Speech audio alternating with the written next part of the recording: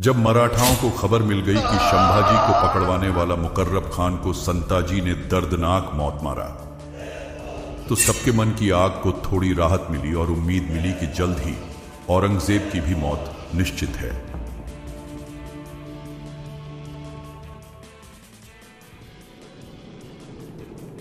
पहले शिवाजी, फिर संभाजी और अब ये संताजी और धनाजी, न जाने अभी कितने और उसके जैसे हैं। या अल्लाह रहम कर कहीं ऐसा न हो आपकी बनाई दुनिया को मैं तबाह करने पर मजबूर हो जाऊं। आलमगीर, मुझे तो अब डर लग रहा है कहीं हम लोगों की कब्र इधर दक्कन में ही न बन जाए। इन मराठाओं को छोड़ो, वापस चलते हैं दिल्ली। औरंगजेब गुस्से से लाल हो जाता है। उस मंत्री के पास जाता है, गुस्से में अपनी तलवार से उसकी गर्दन काट देता है।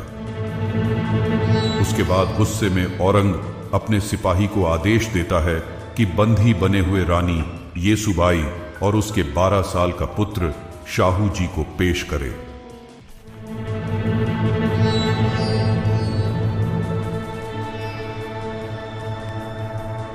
पता है रानी येसुबाई, सिर्फ इस तख्त के लिए मैंने अपने बाप भाई किसी को नहीं बख्शा, तो अब तो मुझे पूरे भारत पर राज करना है।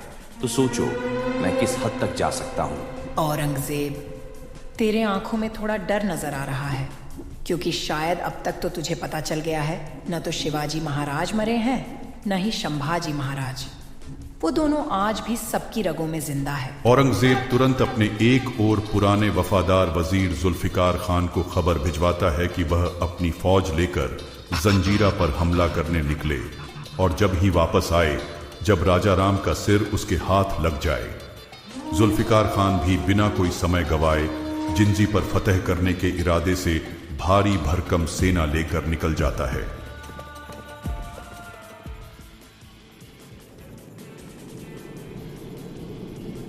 भाभी माँ, दादी और शाहू जी की मुझे चिंता सता रही है। न जाने वह दुष्ट औरंगजेब उनके साथ कैसा व्यवहार कर रहा होगा। कहीं उनको भी उसने... नहीं महाराज, नहीं, अब नहीं। अगर अब उसने हमारे परिवार के साथ कुछ किया तो मां जगदम्बा की सौगंध, मैं इस बार उन मुगल की नस्ल खत्म करे बिना नहीं रुकूंगा। संताजी, आपकी और धनाजी की तो जितनी तारीफ की जाए उतनी कम है। आपने महाराज संभाजी का बदला लेकर सबके मन में जोश और संतुष्टि भर दी। इधर पूरे 6 महीने का सफर करते हुए आखिरकार जुल्फिकार खान झिंझी के क्षेत्र में प्रवेश कर चुका होता है। झिंझी सिर्फ एक किला नहीं है, यह एक दुर्गम क्षेत्र है जिसमें 3 विशाल पहाड़ शामिल हैं। पश्चिम की ओर का पहाड़ राजगिरी के नाम से जाना जाता है, उत्तर की ओर वाला कृष्णगिरी और दक्षिण की ओर वाला चंद्रायण दुर्ग कहलाता था। यहां किसी बाहरी का सामने से हमला करना कोई आसान बात नहीं था।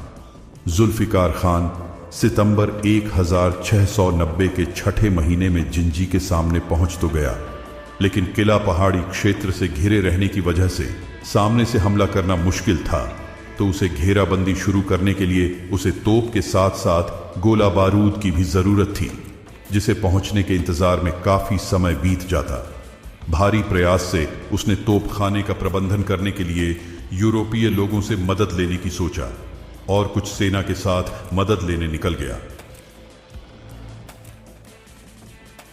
जब यह जानकारी राजा राम को मिली तो उन्होंने झिंझी में अपनी नई राजधानी खोली और एक नया अष्टप्रधान मंत्रिमंडल बनाया। यह मराठों के एक नए युग का अग्रदूत था। और इसी के साथ संताजी घोड़प्पदे के साहस और शौर्य पर खुश होकर राजा राम महाराज ने उन्हें मराठा साम्राज्य का सरसेनापति घोषित कर दिया। इधर झिंझी जुल्फिकार खान सारे संसाधनों का इंतजाम कर अब हमले के लिए तैयार था। वह 60 तोपों को हमले के लिए तैयार करता है और जुल्फिकार अली खान हमला करने से पहले मराठाओं को आत्मसमर्पण करने की चेतावनी देता है, लेकिन राजा राम महाराज इनकार कर देते हैं और जिसके बाद मुगलों के द्वारा बमबारी शुरू हो जाती है। कई दिनों तक ऐसा चलता है, लेकिन मुगलों को सफलता नहीं मिलती है। झिंझी के बाहर बढ़ते गर्मी के कारण मुगल सेना खड़ी खड़ी बेतहास होने लगी।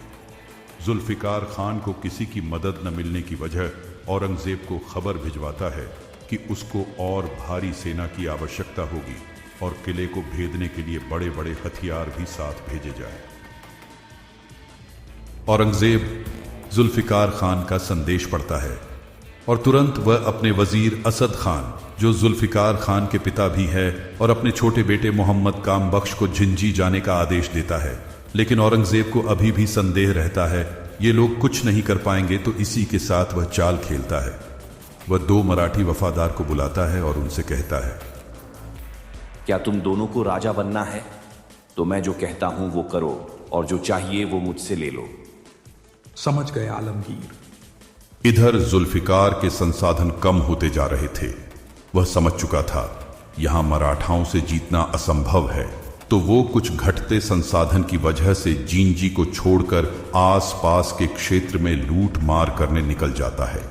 इन्हीं सब में वर्ष 1691 समाप्त हो जाता है।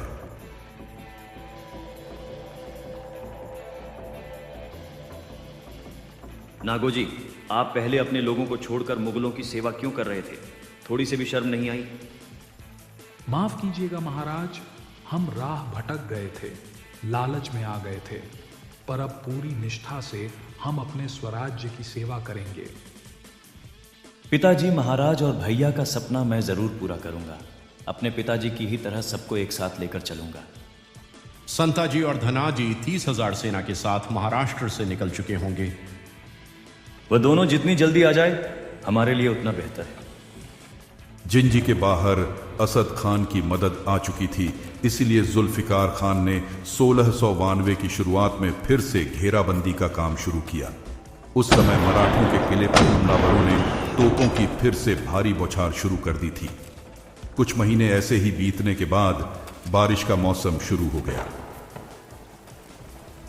पूरा देश जलमग्न हो गया, जिसकी वजह से मुगल फिर परेशान होने लगे। जैसे ही बारिश खत्म हुई और मुगलों ने फिर से घेराबंदी की कार्रवाई शुरू की, तब तक महाराष्ट्र से संताजी और धनाजी 30,000 सेना के साथ आए और रास्ते में मुगलों की बनी हुई चौकी पर टूट पड़े।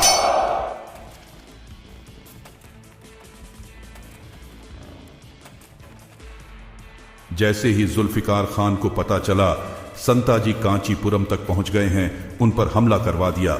लेकिन संताजी ने उनकी सेना को पूरी तरह से नष्ट कर दिया और कई सारे मुगल थानेदार और सैनिकों को पकड़कर उन्हें जिंजी ले गए।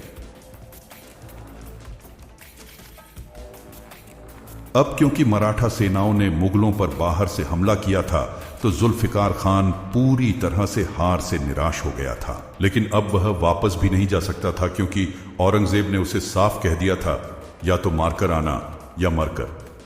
तभी 1693 के शुरुआत में जुल्फिकार खान अपने पिता असद खान के कहने पर राजा राम से सुलह करने की योजना बनाता है। ये सुलह इसीलिए क्योंकि उसके पिता असद खान की योजना दक्षिण में अब समाप्त हो चुके आदिल शाह और कुतुब शाह राज्यों की ही तरह अपने लिए एक क्षेत्र बनाने की थी। क्योंकि उसने सोच लिया थी कि 80 वर्षीय औरंगजेब जल्द ही बुढ़ापे के कारण मर जाएगा, तो दिल्ली की गद्दी के लिए उसके अधीर बेटों द्वारा उन्हें उखाड़ फेंका जाएगा। इस प्रकार मुगल दरबार में उत्तराधिकार की अराजकता उन्हें दक्षिणी क्षेत्र, विशेष रूप से हैदराबाद में गोलकुंडा को अपने कब्जे में लेने का अवसर प्रदान करेगी। इसीलिए जुल्फिकार खान ने जानबूझकर राजा राम को इशारा करते हुए जींजी पर कब्जा करने में देरी और ढिलाई करता जाता। ये बात जब औरंगजेब के बेटे काम बख्श को पता चलता है, तो इसका वो विद्रोह करता है और नतीजा होता है कि खान और काम बख्श दोनों में विवाद हो जाता है। और ये बात आलमगीर को न पता चले, इसीलिए उन दोनों बाप बेटे मिलकर शहजादे को गिरफ्तार करके बंदी बना लेते हैं। इस समय मुगल सेना 2 खेमों में बंट जाती है और मराठा शक्ति को फायदा होता है। जैसे ही महाराज राजा राम को जुल्फिकार की महत्वाकांक्षाओं के बारे में पता चला, तो उन्होंने भी औरंगजेब के खिलाफ गुप्त रूप से खान के साथ मिलकर संभवतः राजनीति, अस्तित्व और भविष्य की सुरक्षा के लिए सांठगांठ कर लिया। और जुल्फिकार खान भी अपनी घेराबंदी हटाकर झिंझी से 30 मील उत्तर में वांडीवाश में एक स्वतंत्र पड़ाव पर रहने लगा जाता है। जब ये बात संताजी को मालूम हुई, तो उन्होंने तब भी यह स्वीकार नहीं किया। उनका एक ही लक्ष्य था मुगलों की नस्ल ही खत्म कर देना। उन्होंने राजा राम महाराज के बिना आदेश के भी कई सारे मुगल को मार गिराते गए।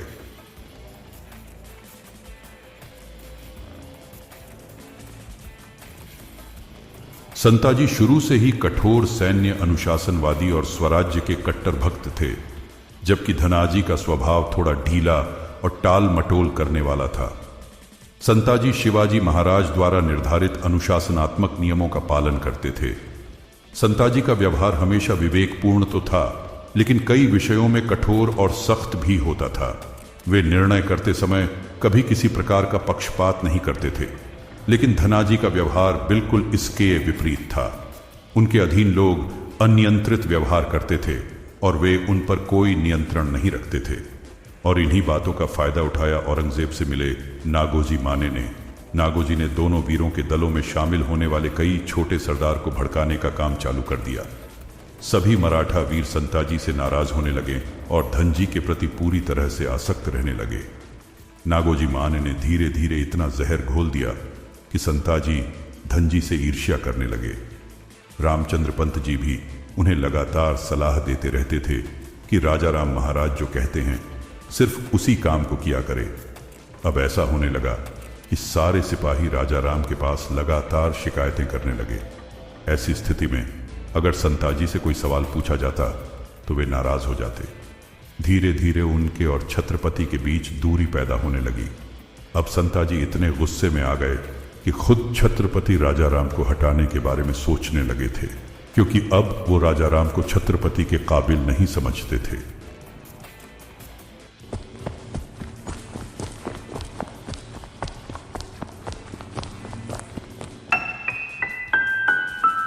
राजा राम धीरे से पत्र खोलते हैं। जैसे जैसे वे पढ़ते हैं उनका चेहरा गंभीर होता जाता है।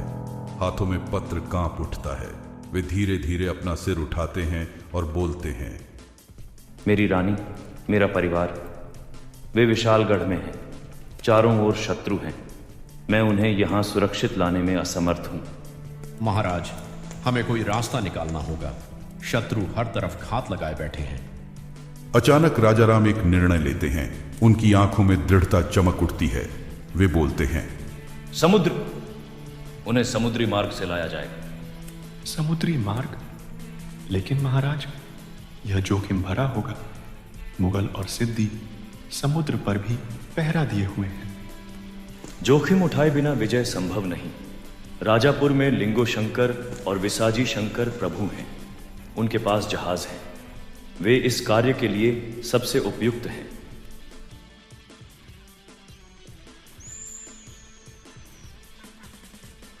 साहूकार लिंगो जी, यह पत्र जींजी से आया है।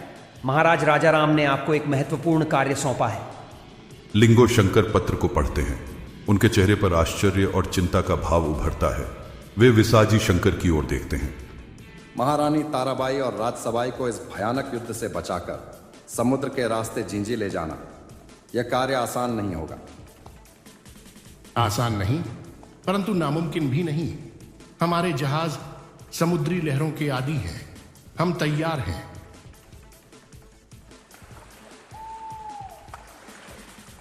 रात का अंधेरा में विशालगढ़ के गुप्त घाट पर महारानी ताराबाई और राजसबाई मराठा सैनिकों के साथ छिपकर खड़ी हैं।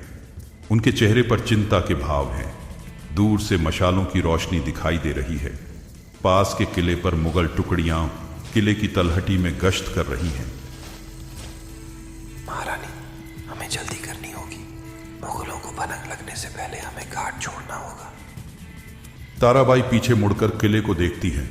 उनकी आंखों में वीरता की चमक है। वे गहरी सांस लेती हैं और आगे बढ़ती हैं। सभी लोग धीरे धीरे घाट की ओर बढ़ते हैं और गुप्त मार्ग से निकलते हैं। जैसे ही वे कोंकण के जंगलों में प्रवेश करते हैं, पीछे मुगलों की आवाजें सुनाई देने लगती हैं।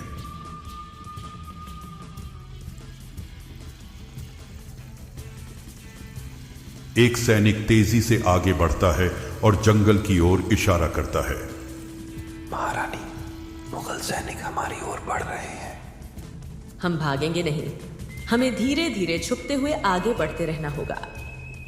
सभी लोग जंगल में तेजी से आगे बढ़ते हैं। अंततः वे यशवंतगढ़ बंदरगाह पर पहुंचते हैं, जहां जहाज तैयार है।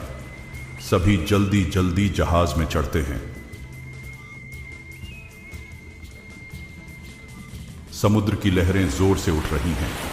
जैसे ही जहाज खुलता है, दूर से मुगल घुड़सवार आते दिखते हैं, लेकिन वे देर कर चुके होते हैं। ताराबाई जहाज के किनारे खड़ी होकर दूर तक फैले समुद्र को देखती है, जहां उनकी नई यात्रा शुरू होने वाली है।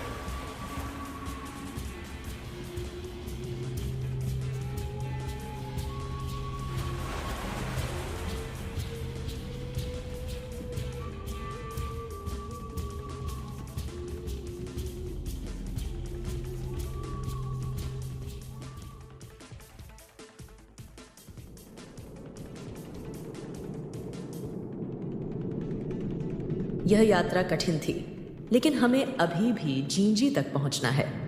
आगे का मार्ग भूस्थल से तय करना होगा महारानी। हम पूरी सावधानी रखेंगे। ताराबाई और उनकी टोली जंगलों से होते हुए आगे बढ़ती है। अंततः कई महीनों की कठिन यात्रा के बाद 1694 के अंत में ताराबाई और राजसबाई सुरक्षित रूप से जींजी पहुंचती हैं। जब वे जींजी के द्वार पर पहुंचती हैं, तो राजा राम महाराज अपनी आंखों में खुशी और गर्व लिए उनका स्वागत करते हैं। तुमने असंभव को संभव कर दिखाया, ताराबाई। जब तक स्वराज्य की ज्योत जल रही है, तब तक कोई बाधा हमें रोक नहीं सकती। कासिम खान और हिम्मत खान को और उसकी भारी मुगल सेना को आप दोनों ने हमेशा की तरह वीरता से हराया। इसके लिए हम खुश हैं, लेकिन आगे अब कोई युद्ध न करे। कुछ दिन शांत हो जाए। नहीं महाराज, मत भूलिए, शिवाजी महाराज और संभाजी महाराज के उन बलिदानों को हम उसे व्यर्थ नहीं जाने दे सकते। लेकिन संताजी, इन युद्धों में हमारी सेना भी तो कम होती जा रही है। काफी लोग वीरगति को प्राप्त होते जा रहे हैं। धनाजी, आप हमें अकेले में मिलिए। आपसे हमें जरूरी बात करना है। यहां पर संताजी को बुरा लग जाता है, क्योंकि महाराज उनसे ज्यादा धनाजी को महत्व दे रहे थे। कुछ महीने बाद संताजी बाहर से दौरा करते हुए आ रहे थे। तभी उन्होंने महाराज राजा राम को जुल्फिकार खान के खेमे में जाते हुए देख लिया।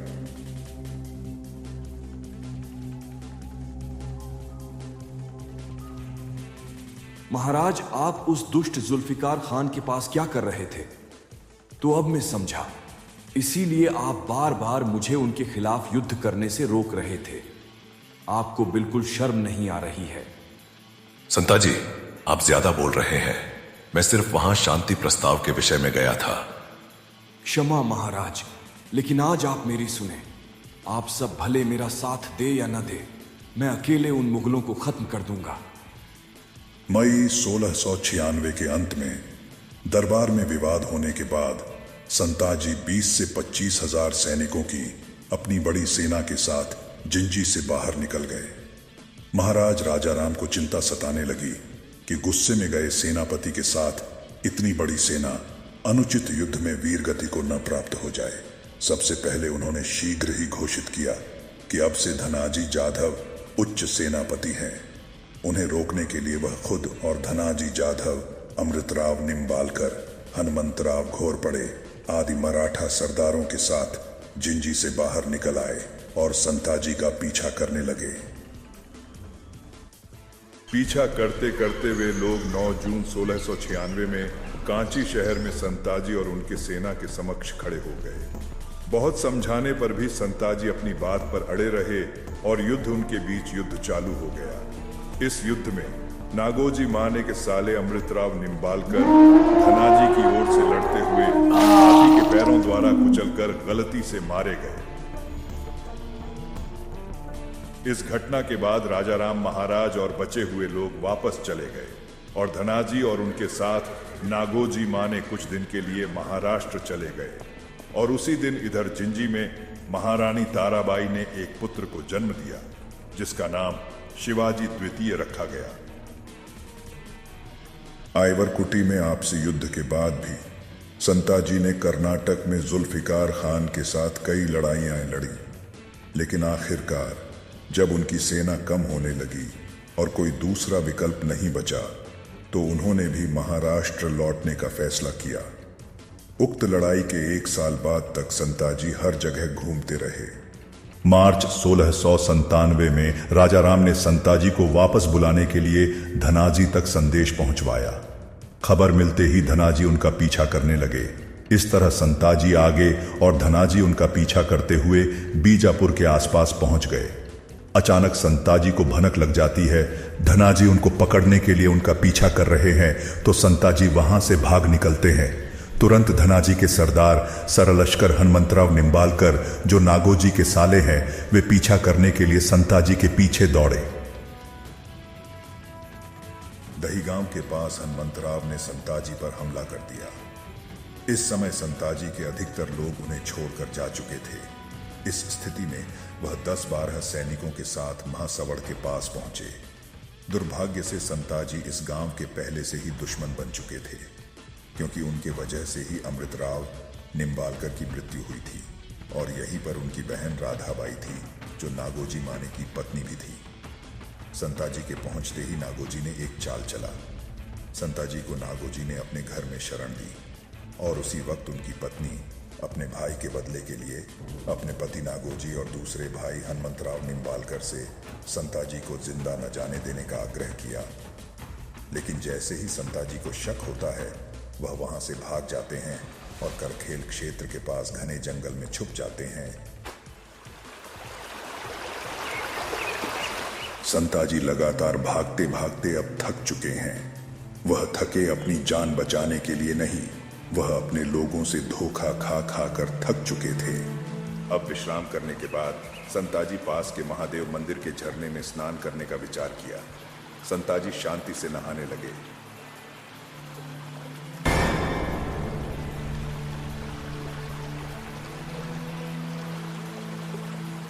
अचानक नागोजी आगे आए और उनका सिर धोखे से काट दिया।